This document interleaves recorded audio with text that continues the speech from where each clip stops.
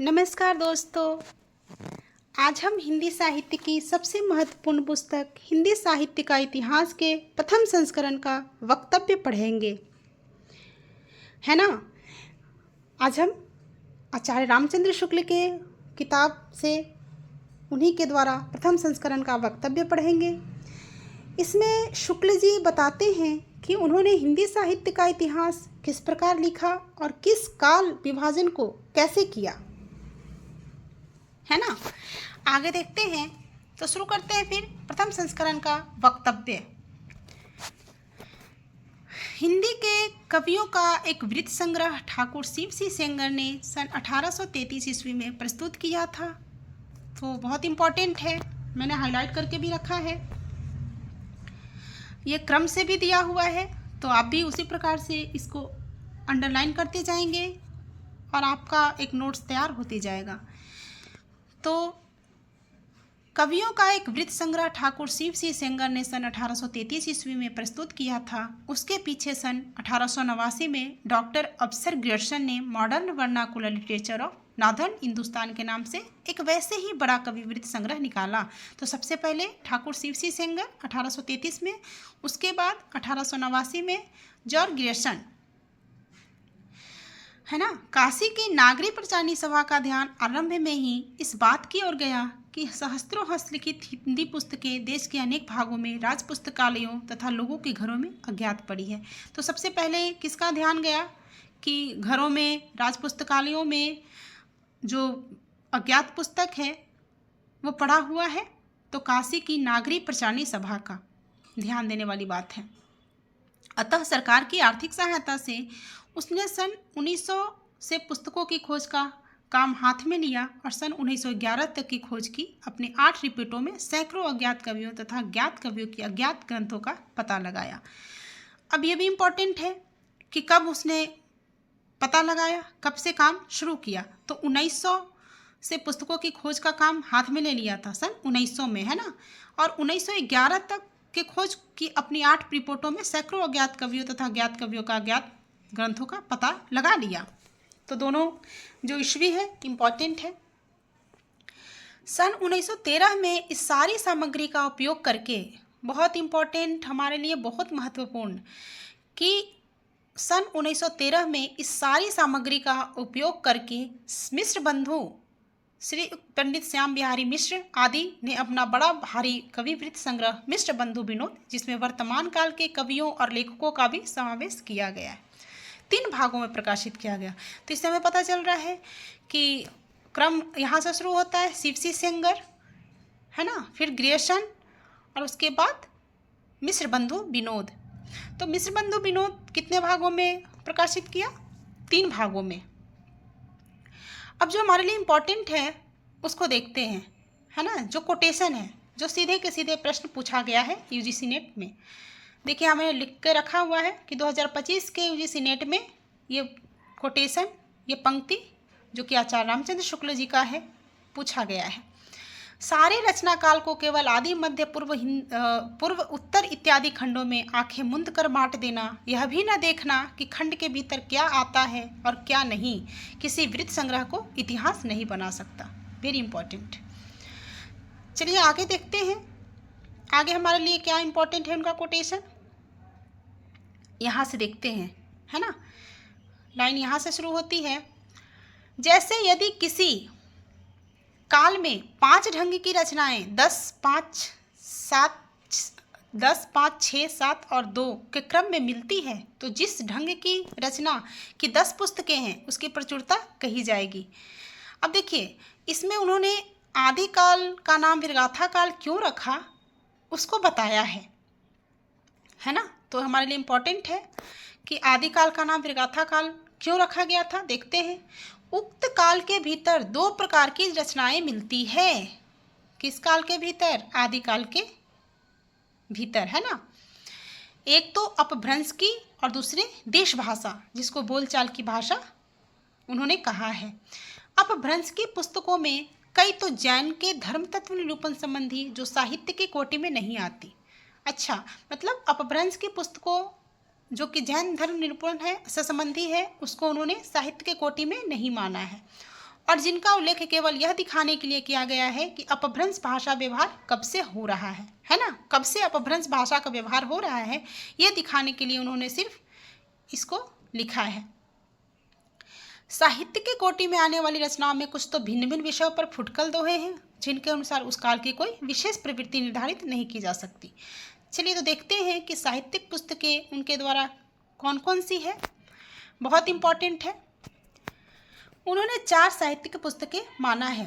पहला नंबर है विजयपाल रासो, दूसरा हमीर रासो, तीसरा कीर्तिलता और चौथा कीर्ति पताका, है ना। तो ये चारों को आप नोट कर लेंगे, चारों को याद भी कर लेंगे। याद करने का ट्रिक मैं बताती हूँ, अगर आप ये ट्रिक अपनाएंगे तो आपको आसानी से ये चारों पुस्तक याद हो जाएगी। आप ट्रिक बना सकते हैं विजयपाल रासो, हमीर रासो, कीर्तिलता और कीर्ति पताका, है ना। तो ट्रिक हमारा हो जाएगा विजय हमी की कीर्ति पताका, है ना। विजय हमी की कीर्ति पताका, ये सेंटेंस जो है विजय हमी की कीर्ति पताका, तो विजय से विजयपाल रासो, की से मैंने उसको पूरा सेंटेंस पूरा करने के लिए की दिया है। विजय पाल रासो, हमीर रासो, विजय हमी की, कीर्ति तो कीर्ति से कीर्तिलता और पताका से कीर्ति पताका, है ना। विजय हमी की कीर्ति पताका, तो ये लाइन अगर आप याद कर लेंगे तो आपको ये चारों पुस्तक याद हो जाएगी। अब आगे देखते हैं देश भाषा काव्य की 8 पुस्तकें कौन कौन सी है।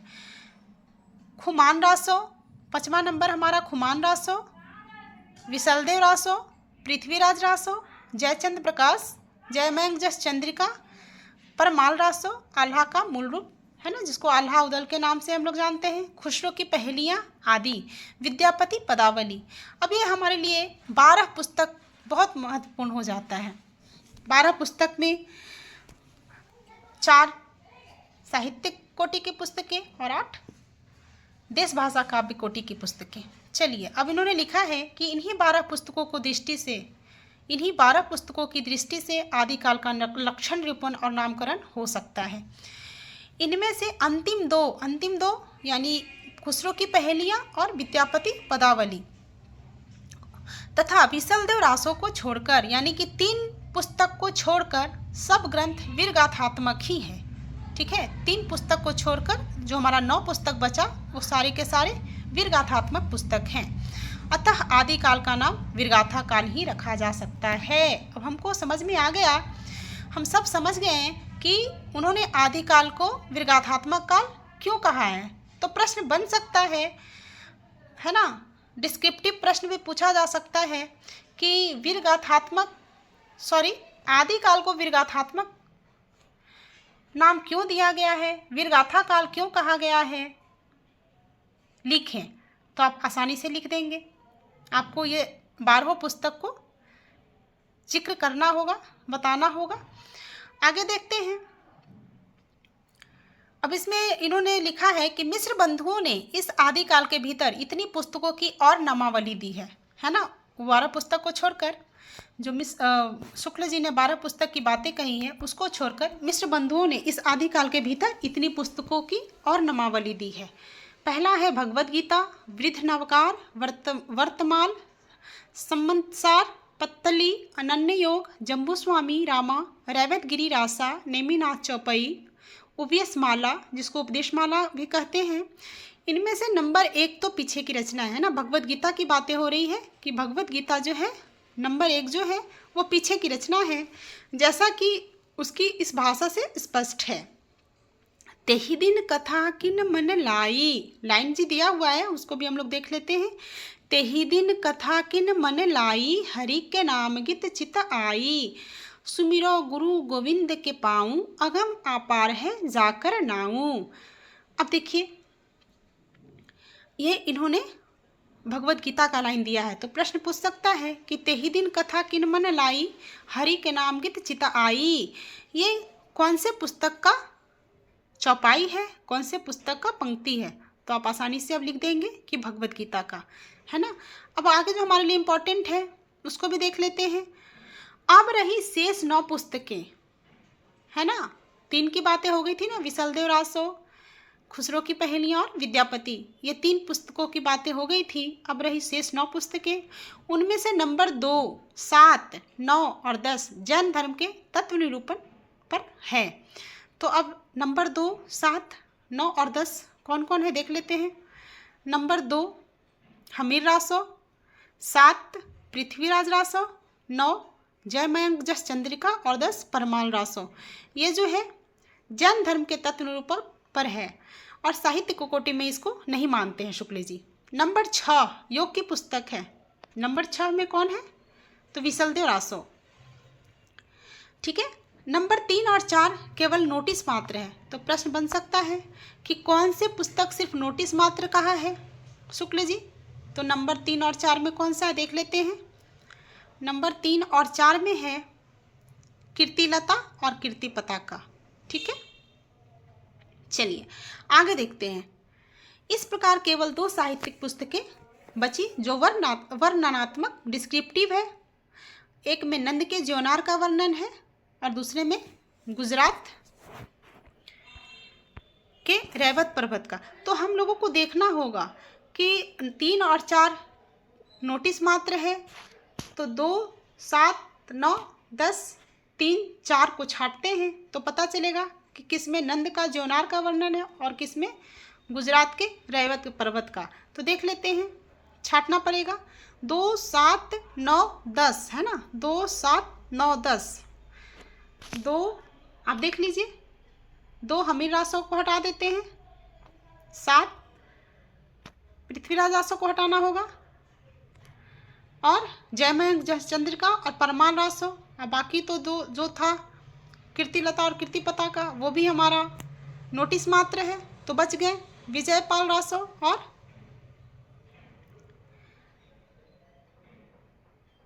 विद्यापति पदावली, है ना। चलिए आगे देखते हैं। तो एक में नंद के ज्योनार का वर्णन है और दूसरे में गुजरात के रैवत पर्वत का। अतः इन पुस्तकों की नामावली से मेरे निश्चय में किसी प्रकार का अंतर नहीं पड़ सकता। आगे देखते हैं।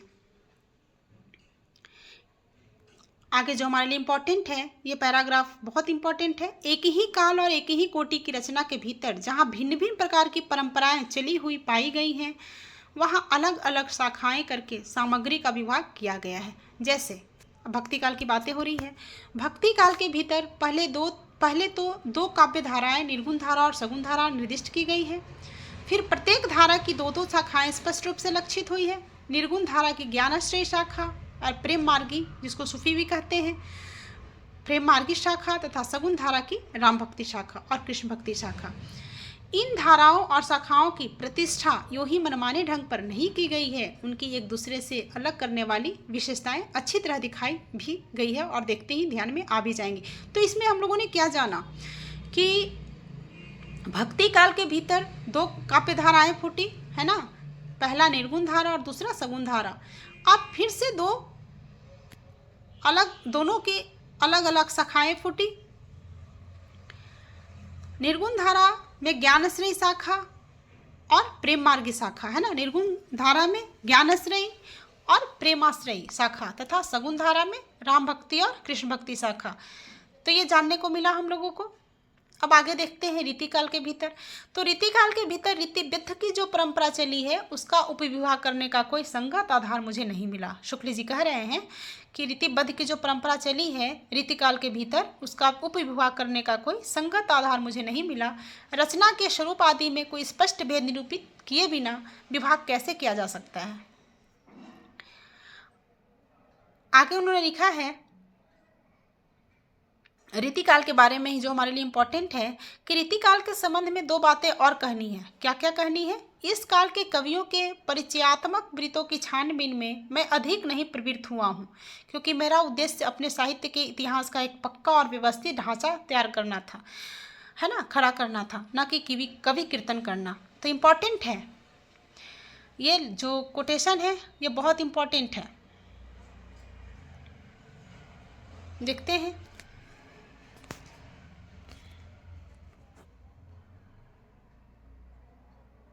क्योंकि मेरा उद्देश्य अपने साहित्य के इतिहास का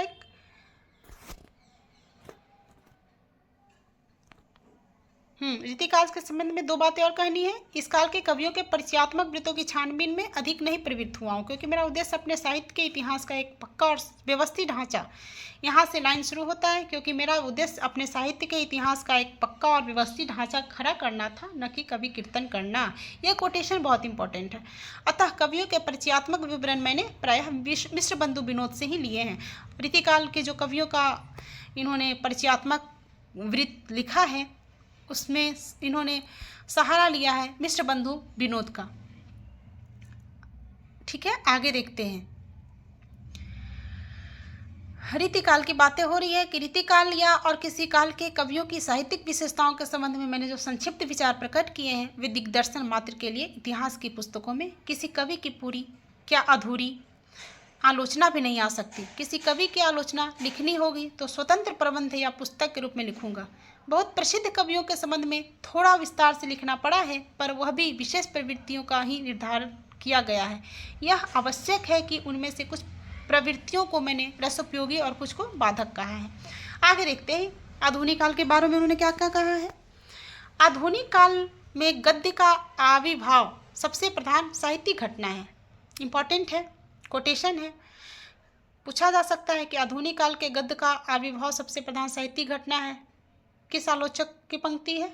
तो शुक्ल जी की है। इसलिए उसके प्रसार का वर्णन विशेष विस्तार के साथ करना पड़ा है, इन्होंने लिखा है। चलिए आगे का देखते हैं जो हमारे लिए इम्पोर्टेंट है, क्योंकि मैंने पहले ही कहा है कि क्या छोड़ना और क्या पढ़ना है यह भी हमें आना चाहिए। चलिए अब यहाँ से देखते हैं, ये हमारे लिए पैराग्राफ बहुत इंपॉर्टेंट हो जाता है कि कहने की आवश्यकता नहीं कि हिंदी साहित्य का यह इतिहास हिंदी शब्द सागर की भूमिका के रूप में हिंदी साहित्य का विकास के नाम से सन 1921 के जनवरी महीने में निकल चुका है। बहुत इंपॉर्टेंट है कि हिंदी शब्द सागर की भूमिका के रूप में हिंदी साहित्य का विकास के नाम से सन 1921 में क्या निकला था? तो हिंदी शब्द सागर, है ना। इस अलग पुस्तकाकार संस्करण में बहुत सी बातें बढ़ाई गई है, विशेषता आदि और अंत में। अब देखिए इन्होंने आदिकाल के भीतर अपभ्रंश की रचनाएं भी ली है, क्योंकि वे सदा से भाषा काव्य के अंतर्गत ही मानी जाती रही है। इंपॉर्टेंट है, कवि परंपरा के बीच प्रचलित जनश्रुति कई ऐसे भाषा काव्यों के नाम गिनाती चली आई है जो अपभ्रंश में है, जैसे कुमारपाल चरित और सारंगधर कृत हमीर रासो। इससे पता चल रहा है इस पंक्ति से कि कुमारपाल चरित्र और सारंगधर कृति जो है वो अपभ्रंश की रचनाएं हैं। हमीर रासों का पता नहीं, पर प्रकृत पिंगल सूत्र उलटते पलटते मुझे हमीर के युद्धों के वर्णन वाले कई बहुत ओजस्वी पद्य छंदों के उदाहरण में मिले, है ना। उन्होंने जब प्रकृत पिंगल सूत्र को उल्टा पलटा तो उनको हमीर के युद्धों का वर्णन ओजस्वी पद्य छंदों के उदाहरण में मिला।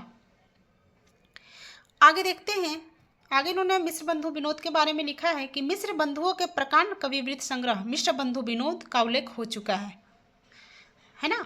रीतिकाल के कवियों का परिचय लिखने में मैंने प्रायः उक्त ग्रंथों से ही विवरण लिए हैं। तो पूछा जा सकता है कि शुक्ल जी रीतिकाल के कवियों का परिचय लिखने में किसका विवरण लिए हैं? तो मिश्र बंधु विनोद के प्रकांड कविवृत्त संग्रह मिश्र बंधु विनोद का। अतः आधुनिक शिष्टता के अनुसार उसके उत्साही और परिश्रमी संकलनकर्ताओं को धन्यवाद देना मैं बहुत जरूरी समझता हूँ। अब आगे कुछ व्यक्तियों का उन्होंने नाम लिया है। राय साहब बाबू श्याम सुंदर दास BA की हिंदी कोविद रत्नमाला। तो ये इम्पोर्टेंट है कि हिंदी कोविद रत्नमाला किसकी पुस्तक है? तो श्याम सुंदर दास की। श्री पंडित रामनरेश त्रिपाठी की कविता कौमुदी, तो कविता कौमुदी रामनरेश त्रिपाठी की है, तथा श्री योगी हरि की ब्रज माधुरी सार, ये तीनों पुस्तक को भी हमें याद रखना होगा। आगे उन्होंने आधुनिक काल के प्रारंभिक प्रकरण लिखते समय जिस कठिनता का सामना करना पड़ा, उन्होंने लिखा है कि आधुनिक काल के प्रारंभिक प्रकरण लिखते समय जिस कठिनता का सामना करना पड़ा उसमें मेरे बड़े पुराने मित्र पंडित केदारनाथ पाठक ही काम आए। अब इन्होंने पंडित केदारनाथ का नाम लिया है, ये भी अब इन्होंने जिनका नाम लिया वो हमारे लिए इम्पोर्टेंट हो जाते हैं। तो आधुनिक काल का प्रारंभिक प्रकरण लिखने में इन्होंने किसका सहायता लिया है? तो अपने बड़े पुराने मित्र पंडित केदारनाथ की जी का, है ना। तो ये हमारे लिए इम्पोर्टेंट है। तो आप अब देखते हैं नीचे बाकी जो था हम लोगों ने सब पढ़ लिया जो हमारे लिए इम्पोर्टेंट है।